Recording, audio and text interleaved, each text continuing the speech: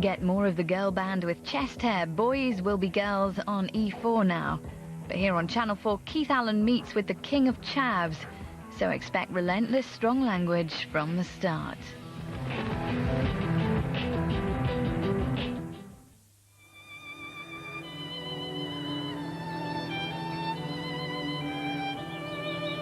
Who would live in a house like this? A charming hacienda in a quiet English village. A proper person living in a proper house. Like this very proper person, actress Anne Aubrey, who was the original owner.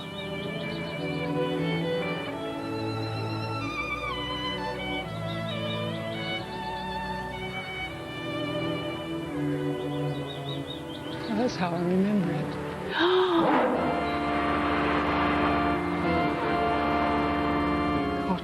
But who lives in a house like this? Oh, God, the smell. It's just fucking unbelievable. It's a rubbish tip. It's the same place, but it's now become a thoroughly improper house. I mean, look at the state of that. So there obviously must be an improper person living in it. I can't believe he's done this. If we go through there, you can get in the swimming pool then. No. God, that's terrible. Oh, my God.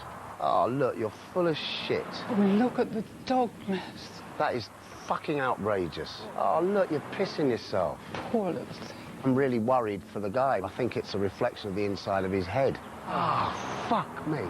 The inside of his head must be genuinely fucked. Oh, my God. I mean, really fucked. So there you have it. This is the house of Michael Carroll, lottery winner and self-styled King of Chavs.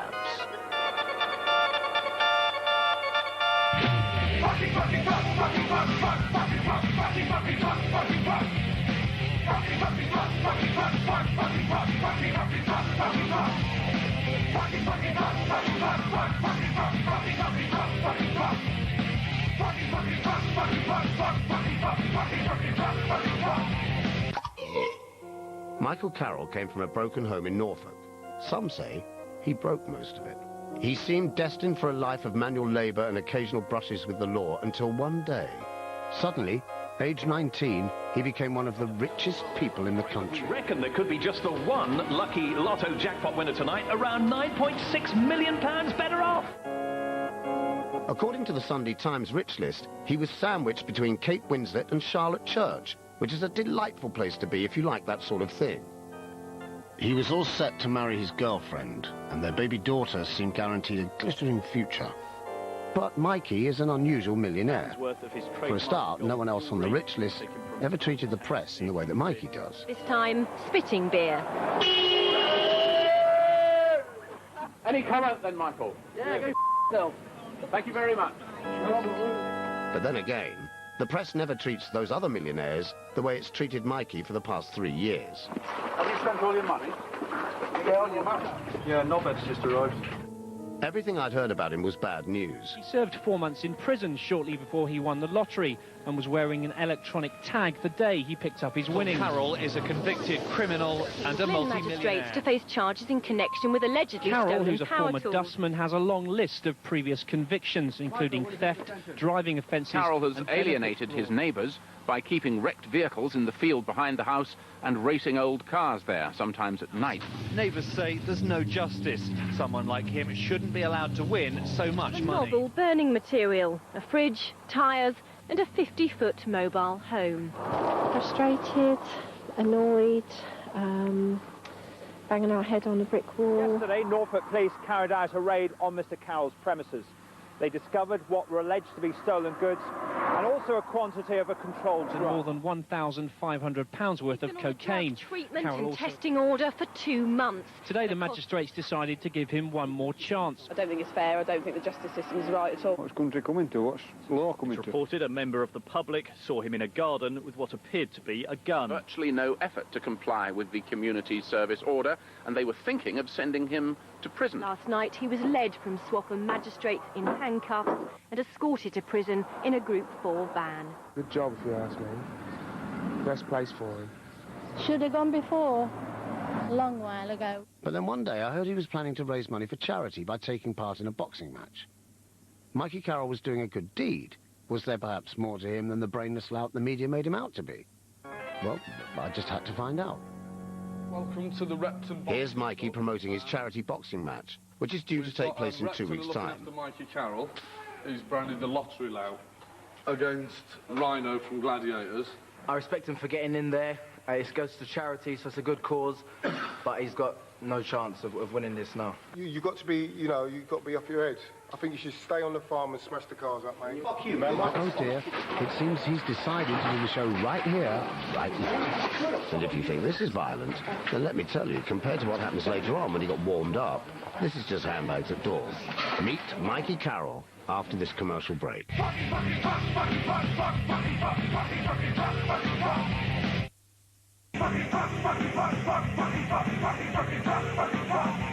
Ah, Blackpool. Probably the cultural capital of Chavland. A town where even the OAPs have love bites on their necks. The local cuisine consists of fat and lard and sugar and burgers, and the local uniform is bling. It seemed the perfect place for me to meet the King of Chavs to make him feel at home, so we invited him up to stay, and he agreed. Because Blackpool is also the self-proclaimed home of the stars, where people can rub shoulders with the giants of comedy, with all the big names in showbiz. As I found out from my old friend Jeffrey, the former concierge of the town's #1 hotel, the Metropole. Who's the most famous person you saw going through there?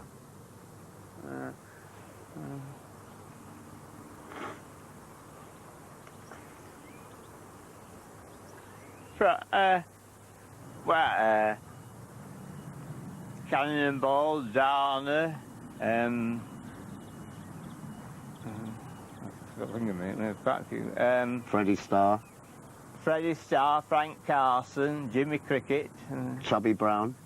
I didn't meet Chubby. Yeah, I think I did meet Chubby Brown. What's he like? I'm sure you'd remember if you had. Yeah, I didn't see him that often, you know. Right. Yeah. Mikey's clan was booked into the Billy Butlin suite, We've got restaurants catered for every nation now. where top-class food means a slice of polystyrene topped with a frisbee of fat and gristle, covered with the great taste of yellow. The perfect training diet as he prepared for his forthcoming fight with Rhino.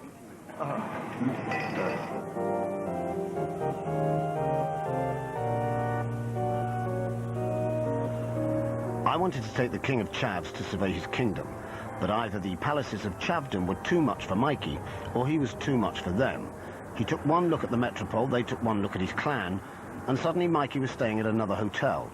And elsewhere in the town, Mikey's concentration of Chavness was detected before he set foot in the door. There was no room at the inn for the King of Chavs at the Blackpool Tower Ballroom, or the Pier, or the Tower, or the Coral Island Amusements, or the Sea Life Centre, or Mecca Bingo, or Mr. T's Amusements, or Happy Days Amusements. He was banned from the Pleasure Beach, banned from Two Swords Waxworks. Yet this man should surely have been greeted here as the Blackpool Messiah, in the sort of places where, rather than throwing people out, they should by rights be throwing them in. So here I am, chavved up to the nines, wearing the chav crown the right way round. Well, I think. Is it? Maybe this way. Oh. Anyway, it's all in a bid to ingratiate myself with Mikey and his mates. Fortunately, nobody could ban us from the beach, so it was there that we had our first encounter. This is Jelly Baby, this is Ginger Nigel, and this is his newest friend, his self-styled agent and boxing promoter George Bambi, the man who's persuaded Mikey to step into the boxing ring. How are you? Pleased to meet you. You all right? Good to meet you. You all right? Yes. Spot on, lad. How you feeling? All right. Easy, isn't it? All right, guys, who are all these lads? Nigel, pleased to meet you. Right. How'd you get on with Swaffham? All right. Is it all right? Apart from neighbours. What, they're giving you jip? Yeah. Since started playing with cars. Are they all new cars? Nah. They're not, are they? It's 25-pounders. I mean, I read that story that says the Jags are 25 grand, they're brand new. That's not true, is it? Nah.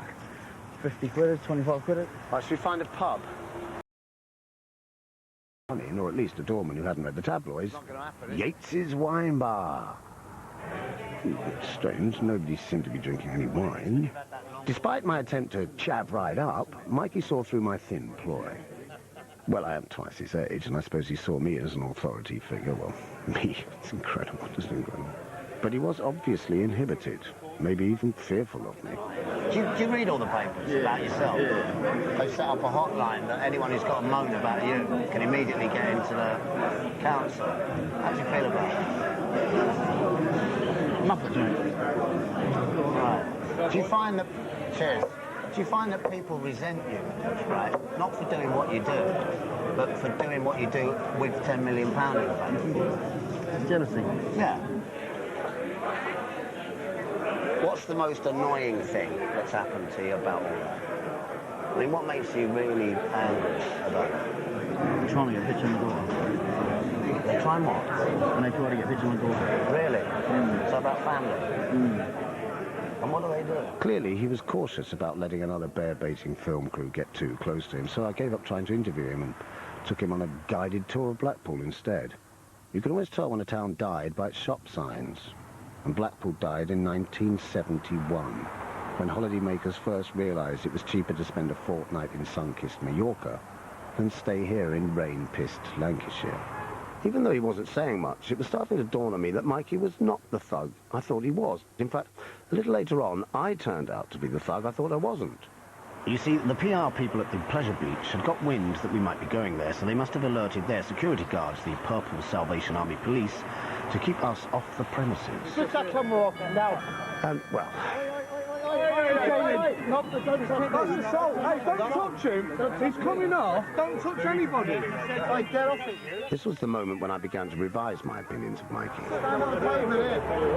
What do you think you're doing, you? Has he not far? According to his media reputation, you'd be expecting him to lead the fight, but actually he tried to keep out of it. You buffoon. And even to dampen it down. Get on there. Lead off, Piper. Oh, well, if I had 10 million quid, perhaps I should learn to show a bit of restraint, too. You idiot. There's something wrong with you. Why was he so restrained? That'll be all round Blackpool now. Maybe he was just behaving well for our cameras. Mikey Carroll's been out-yobbed by me. Right, Mikey, buy the funfair, fuck him. Or maybe he was saving his strength for the match. 2 hours, well, he's fighting, my boy. And then a gay club tonight called Cheekies. Cheekies? Or maybe he took my joke about the gay club seriously. Or maybe I'd come here looking for the wrong person. Everything I'd heard about him from the telly and the tabloids was chav-like. Fighting, the drugs, the mother he doesn't talk to, the girlfriend he married but is now estranged, along with a 2-year-old daughter. But just because the media caricature him that way doesn't mean that it's true. And perhaps he's not the chav I thought he was. Or maybe he just had enough of Blackpool. Put your shithole. At this point, I got sidetracked by a fortune teller. I've always believed that people who believe in a sixth sense are lacking the other 5. However, who can resist the chance to have their palm read? Before we started, Gypsy Petulengro told me she was expecting a phone call from the hospital about a seriously ill uncle, to tell her if he was alive or dead, which is rather odd. I mean, being a fortune teller, you'd think she'd know already. There you go. Right, now have you recently had an offer, some kind of proposition to better yourself? Oh, well, only an offer to work for Channel 4, but that's hardly bettering myself. There is a lady in the crystal. Oh, yeah, I know that. Right, now is the lady you're fond of at the moment?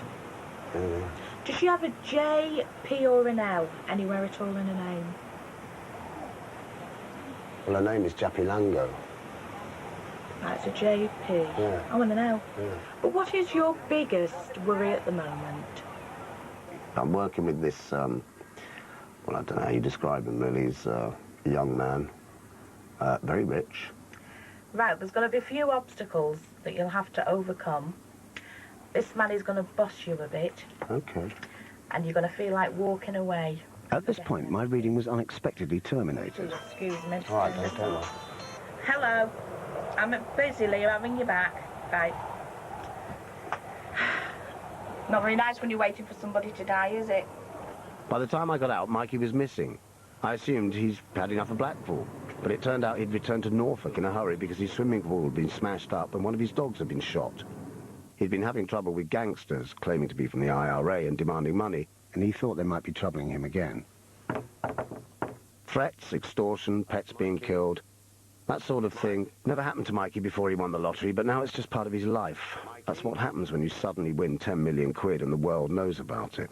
I've lost my key. Half the lowlife in Britain turn up at your door demanding money, and the other half, Well, we've mentioned them already, and they're the ones with the camera and the microphones. I stayed around in town for a while longer, taking in some entertainment. Freddie Starr, Frank Carson, Jimmy Cricket. Meanwhile, back south, Mikey had already started training. He sounded enthusiastic about the forthcoming bout with Rhino. And that on the day and night on the kill him, simple as. Pump on the night on the kill him, simple as. Look for him. We'd arranged to meet the next day in this East London boxing gym, but by the time I'd got there, he'd bolted again. Well, we'll answer the phone if you ring him. Can you phone him and tell him to ring me urgently?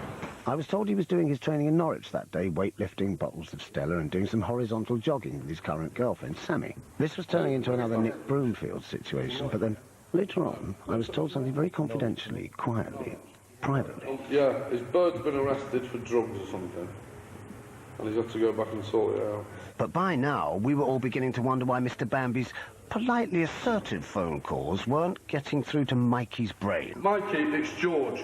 I'm at the boxing club in Repton. Channel 4, the Sunday people, nuts. There's about 18 people. You fucking made me look like a right again, and I'm fucking pissed off with it. Could it have been that George knew that on a day when Mikey was distracted by sex and drugs and beer, getting through to any part of him was a lost cause? If you don't phone me back in 10 minutes, the fucking fight's off, and I'm going to make you look the biggest which won't be fucking hard in all the papers. And as far as we were able to find out, Sammy certainly hadn't been arrested, or at least not by any police force in Norfolk.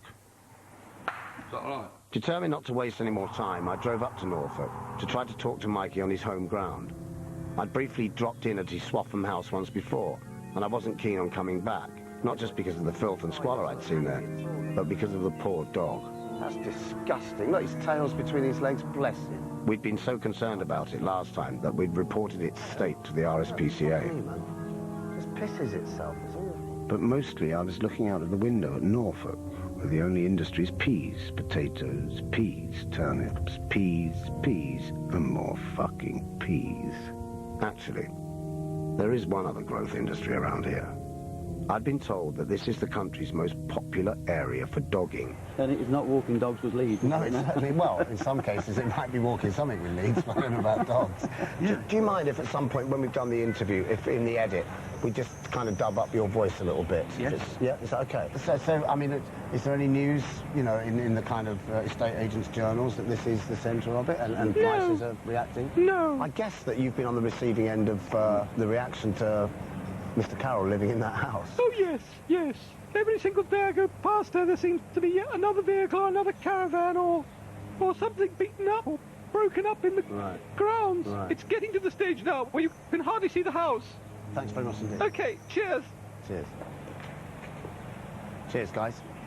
The dogging centre of the world. Sorry about the overdub. The audio boys get a bit bored. Anyway, as I was saying, Norfolk is life switched off at the mains. Flat, monotonous. It's Holland without the drugs. Or rather, if you're in Mikey's house, it's Holland. When I got there, the house was inhabited. How you doing? I'm Keith.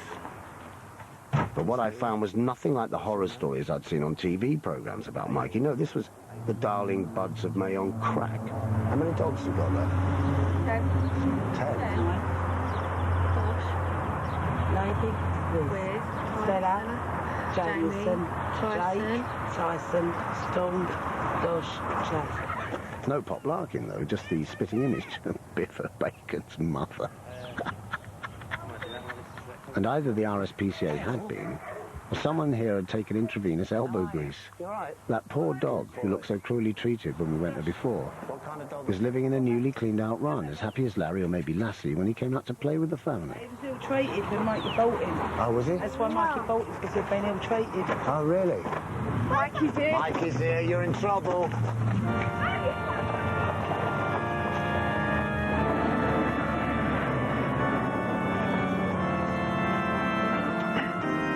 Then Mikey arrived, did what he always does when the TV cameras are around. He went racing.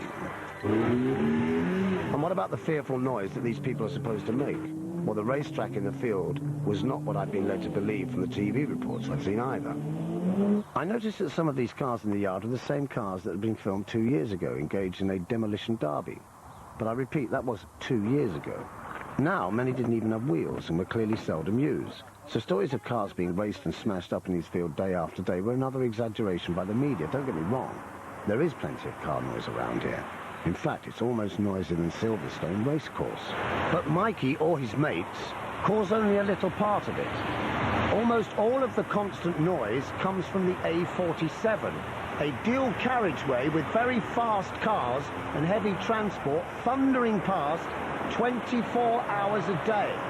The traffic noise is so loud, it almost drowns out the sounds of the fighter jets overhead, returning to base just a few miles down the road, and me trying to narrate this fucking program. So why do journalists never tell their viewers or readers the truth? And why do they always describe this extremely noisy location as a peaceful village or a sleepy hamlet when it's nothing of the sort? It used to be a peaceful corner of West Norfolk, but then came Michael Carroll. Because the fiction is so much better than the reality. That's why. Michael Carroll single-handedly keeps East Anglian local news in business. £50,000 on a new BMW car from this garage in Kings Lynn. There's no suggestion that Carroll has done anything illegal by holding a bonfire party. It was November the 5th after all. But for his so local stringers crank up the stories and sell them on to the national tabloids. It is continuing antisocial behaviour. And on television, anchormen and women play judge and jury as they present a one-sided version of the Michael Carroll story, forgetting the concept of professional impartiality as they do so. Thanks for very much putting your case. It's an absolute nightmare. We all know the situation. We'll all make our own judgments upon it, and it's good that you come across and interesting role models we have. 8:23 is the time. Let's move on to something rather nicer. Listen to them. If Mikey and his friends were aristos living in squalor, nobody would mind. Nobody. Because aristos, they have natural breeding. Whereas everyone knows that chavs only have an unnatural inbreeding and are therefore fair game for derision from middle-class televisual topiarists and twats. Why do they do it?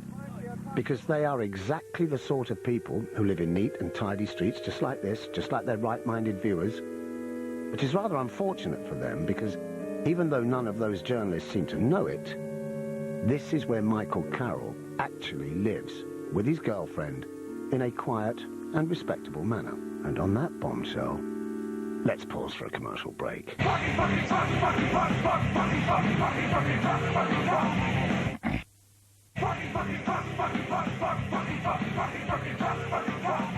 So there you have it. Although the media are obsessed with Mikey Swaffham House, he doesn't actually even live there, and hasn't done so for more than a year. That's just where he turns up when the press and TV want to write another story about him, and it amuses him to play along with the media image. The house is his theatre, where he plays the part of Michael Carroll, lottery lout, and happily puts on a noisy demolition derby for the TV crews, who then interview the neighbours about how awful the noise is, but it's the very same noise that they've just been encouraging him to make. While I was waiting for Mikey, one of the curtain-twitching neighbours finally plucked up courage to ask what I was doing. Well, there's one surefire way to upset the Daily Mail sensibilities of people like that. Can I help you at all, you? Oh, don't worry. We're just discussing something. We're not criminals. Oh, the camera crew, that was all. I'm just wondering if you were sort of just filming something right here. No, it's all right, honestly. But that's all right. I mean, if we're worrying you, we'll move on in a second anyway. Well, it's at all, no, I'm just intrigued, you know. Well, we know there's a paedophile living on this estate, so... Where's that from? It's a pedo hotline that we've been studying. It's a black guy. Do you know any black guys around here? There's a black woman. Black woman? Oh, it could have been a woman. Well, he's Welsh as well, wasn't he? Sure, when you shouldn't hear about things up there, you know. Thank you, we'll be back. Cheers. Right, let's go. Let's got together. Pinning Mikey down for an interview was still proving hard, but then he does have something of a reputation for doing no shows. Richard's talking about here in the studio this morning, but we're told that he is unwell. He's travelled down from Norfolk to London. He's been put up in a hotel by GMTV, as we do with guests out of town, but he's overnight developed some form of sickness. Well, I can see his point. Who would want to turn up for a shitty third-rate piece of morning television with John Stapleton? Not me. It's amazing that you even bothered, John. In fact, why would anyone feel obliged to turn up anywhere when they've got 10 million quid in the bank? We'd missed Mikey again. But before I left Norfolk, the producer insisted that I visit the shop where Mikey bought his winning ticket. cliché upon cliché. This, by the way, is a simulation of what happened on that fateful day. He was drunk. He bought 2 tickets. This was the first time he'd ever played the lottery. He bought 2 lucky dips. So here I am, at the very shop where Mikey chose his numbers and paid for the ticket that would change his life. Some locals think it's the Lucky Lotto shop. And what's even more ridiculous is that even though I know that's nonsense, me and the crew have all just bought our lucky lottery tickets here. Mr. Patel, how are you? Fine, thank you. Do you remember the day that Mikey came in? What's even more ridiculous is that we're filming the owners of the shop, even though they weren't even here 3 years ago when Mikey bought his ticket. Why weren't you? Nah, because that was before we were actually here. Ah, you weren't here. I suppose I shouldn't mention this, because it makes us look as idiotic as the people we were attacking before the commercial break, but you know, it's entertaining. Actually, it's dawned on me that there's an alarmingly high percentage of stupid people working in TV.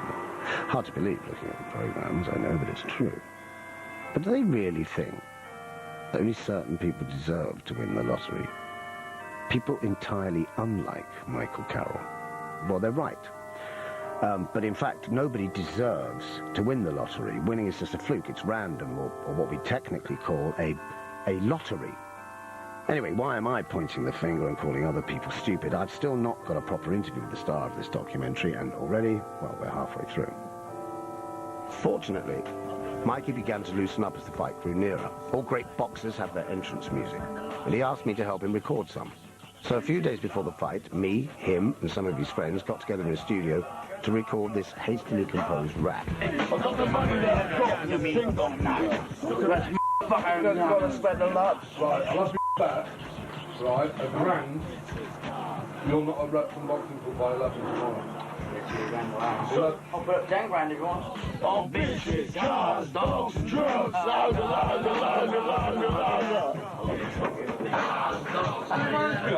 The only nervous part I am about that night is getting in the ring. Walk in the ring and all the people looking at me. That's the about when I'm in the ring. Alright.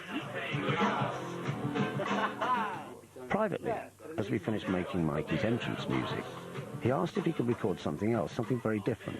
He asked if he could record a love song for his daughter, whom he hardly ever sees. Could I keep him in one place long enough for this to happen? It was the afternoon of the big fight. Mikey was supposed to have stayed at the Great Eastern Hotel in London, but they made it clear he would not be welcome. Not because of anything he'd done, but because of the Michael Carroll they'd read about in the tabloids, obviously. So instead, he booked into this London hotel where, according to the press, he was later thrown out for swinging on the chandelier. That press story was also untrue. Only Errol Flynn ever really swung from chandeliers, and in a ramshackle place like this, if you pull the lavatory paper too hard, the holder falls off, so swashbuckling exploits were right out of the question. But I digress. What also happened was that Mikey did begin to loosen up. He didn't give me the big interview until after the fight, but here in his room, he finally started to trust me enough to open up. Your girlfriend? Samantha. Samantha, I'm sorry. Her mum and her children live in that big house. Is that right? But you don't. Why not? Had a lot of shit there. It's what? Had a lot of shit there. What, because it's kind of a famous place now? But is she happy living there? She had no shit there. She what? She had no shit there. She's had no shit? No. I mean, your face isn't marked up. You don't look like a bruiser. You know what I mean? So I can duck and dive. No, but it says, like, in all the papers, it's always going on about you being a yob and a chav and all the rest of it. Which, I mean, implies that you would be involved in a lot of fights, but that looks pretty clean to me. So what? Do you not get caught? Well, I've only got the cracks. Have you? Do you like fighting? It buzzed me. It what? Buzzed me. It buzzes you? Really? What, fighting? Do you ever start fights? No. You not? They come to me. Do you get many gangsters? It's all right, I mean, everyone knows they're at it. Huh? Kind of. Yeah, I bet you do. I mean, it's common knowledge that you've had threats from the IRA, haven't you? About your daughter. And you were saying that when we were in Blackpool, you got a bit paranoid because there was a phone call from some Liverpool firm. Is that right? Do you get that? Do you get that all the time? Yeah, but it didn't happen for about a month. You know, when Blackpool and it just happened. Was it? Straight in Scouts territory, innit? Yeah. Do you ever go back to the house? I mean, you don't want to be there, do you? No. That's why you moved away. No, go on the field, I suppose. The day of the fight against a celebrity whose claim to fame rests almost entirely on a scandal-tinged TV show that was pulled off the air 5 years ago. To be fair, both men weighed in at about the same weight, but to be fairer, Rhino, or Mark Smith, with his clothes on, was perfectly toned, with pure muscle on his muscles. You got a fight plan? Nice one. Yeah, what is it? Knock him out in a second. Whereas Mikey was pure flab upon flab, having trained for weeks on a diet of beer and pies and peas. Rhino had a crack team to support him. That's Rhino's entourage. Just go and check on me. And this is Mikey's crack team. And someone should have put "sponsored by Stella" on the door. As the start of the fight got closer, I was getting nervous about what might happen to him in the ring. But Mikey's only concern was whether, because of his tabloid reputation, the crowd might boo him when he walked on. Like a bad fucker. Everyone will go, fucking 9.5 million, not even for the fucking top. Your fault. Sam, how you doing? Hello. So listen, what do you think's going to happen tonight then? But we can be up. They've got all Lambert's men out there, haven't they? They've got all hard. They'll be alright anyway. Do you reckon? They'll be alright. Really? What, you reckon he's tough enough? Yeah. Well, that's all. At the end of the day, he's got the guys to get up and do it, isn't he? At the end of the day, it's for charity. And no, I don't think no one else can get up and fight. He's got to show the country. He's not the toss they all think he is. Isn't it? Yeah. And has he changed? No, he's still the same person. Still the same person as yours, isn't he? Apart from being the binman no more. Yeah, isn't it? He liked me though. He loved it, he did. What, being a bin man? Yeah, he did. He did, he loved it. I bet he did. He's sitting there in the van all day with a pan Stella. Anyway, I'll see you all later on, yeah? See you later. All right, take care.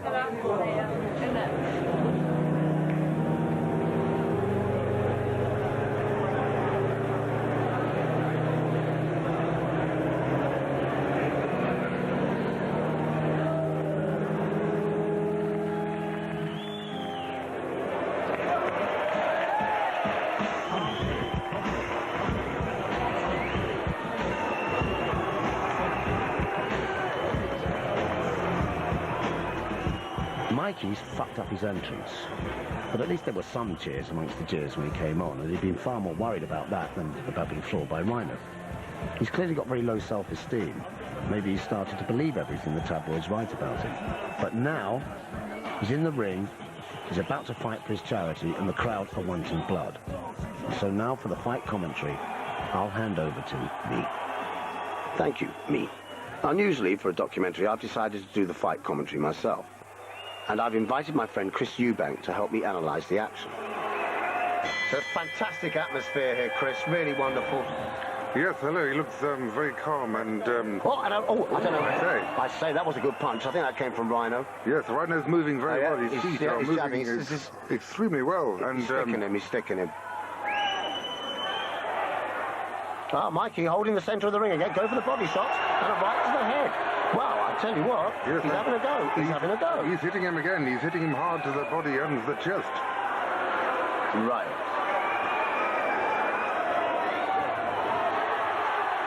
And yes, look, Rhino now really going in. Yes, I can see that. You actually know fuck all about boxing. Absolutely. You know nothing at all. Oh, that's the miles away. Sorry.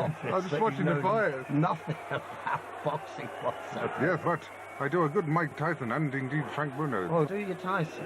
Because Eubank is fucking dreadful. Mike Tyson is sort of less than so, he's... That's not Mike Tyson. That is Mike Tyson. Mike Tyson sounds like that. He sounds like... I tell you, I'm going to box. I know, but I can do it later. I can do it later. Come on, do Bruno. I like Bruno. Have a go at Bruno now. Yeah, I like... So, you want to do sort of Frank, yeah? Yeah, man. What's happening here, Frank? Okay, I don't know what's happening here. It's not really cricket, you know. It's not really... So... While this voiceover is happening, I'll come in over my own voiceover to say that what we don't know as we're commentating is that a second boxing match is about to break out in the audience, all right, in row C. Here, Sammy has a fight with someone behind her and starts spitting. A couple of guys are shouting about Mikey. City boys, more than likely. She does pick a wallop. Maybe it should be her in the ring with Rhino instead of Mikey.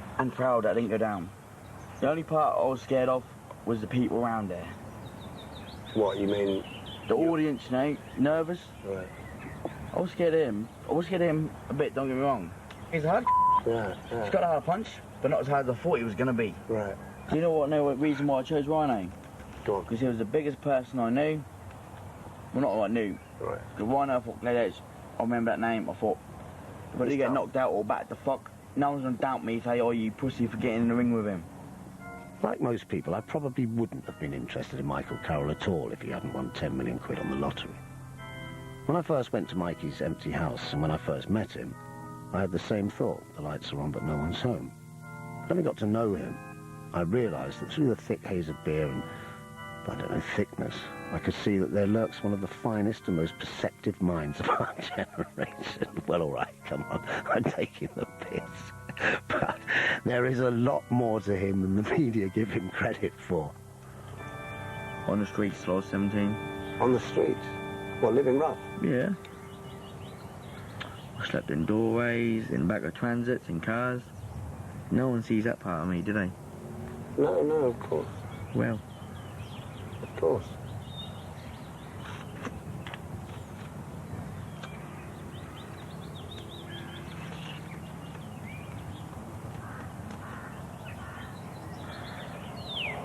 That's fucking heavy, that, Mikey, you know. I mean, that... Everyone thinks, like, oh, I went to prison for a car thief dinner. Yeah. Right? I did that to feed myself. You know what I mean? And for the buzz, but... Mikey's real problem, it isn't the money. It's the Faustian pact he struck with the press and TV. He likes the fame they give him. They like the easy stories he gives them in return, so he pretends to be far worse than he actually is. I never took any drugs before I won. I took drugs out I won.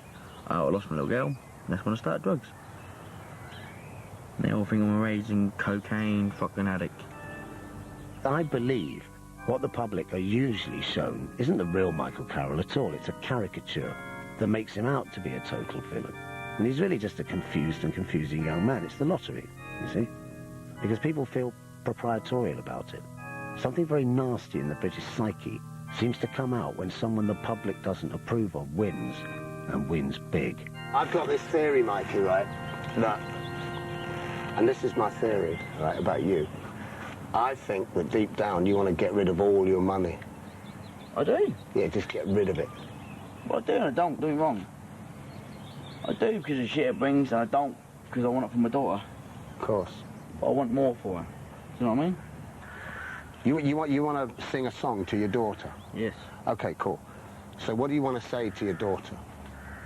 What do you want to say to her?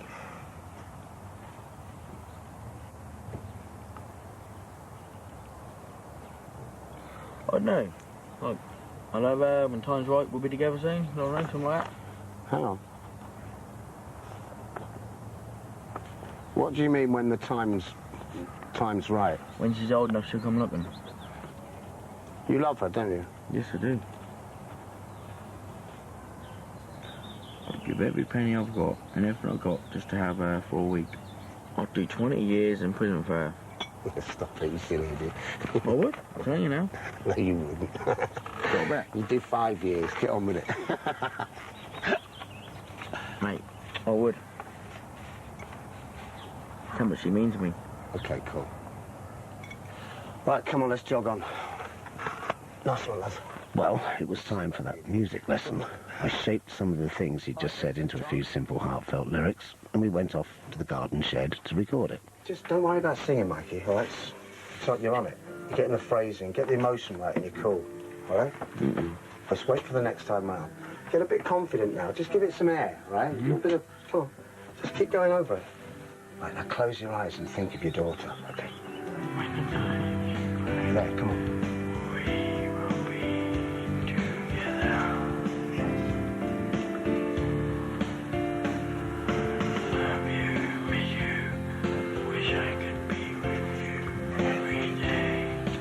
Right, give it a bit more, give it a bit of voice now. Hey? Just give it a bit of voice. When the time is right, we will be together. Go on then, laugh. OK, Mikey is no great singer.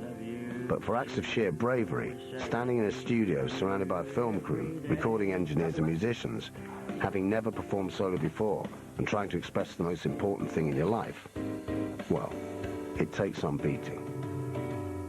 Before I left Norfolk, I finally took up Mikey's challenge of a race around his field. Well, it's what every other TV film crew expects him to do, and why should we be different? The steering keeps locking. Doubtless he'll continue his Faustian pact with the media because it makes a story that suits both sides. But perhaps one day he'll realise that he would be a whole lot happier if he kept out of the public eye. Because he doesn't need to play up to every journalist in search of an easy story, not even to me. Fuck me, I can't see anything. And I hope he realises it soon. Because at the moment, he seems to have all the problems that come with an expensive lifestyle, but little of the freedom that money can bring. Mikey's rich, but maybe one day he'll become smart and rich. And the point about smart and rich people is that they just get on with quietly and anonymously enjoying their money. And they're so rich, nobody even knows who they are. Time is right, we will be together. Love you, miss you, wish I could be with you every day.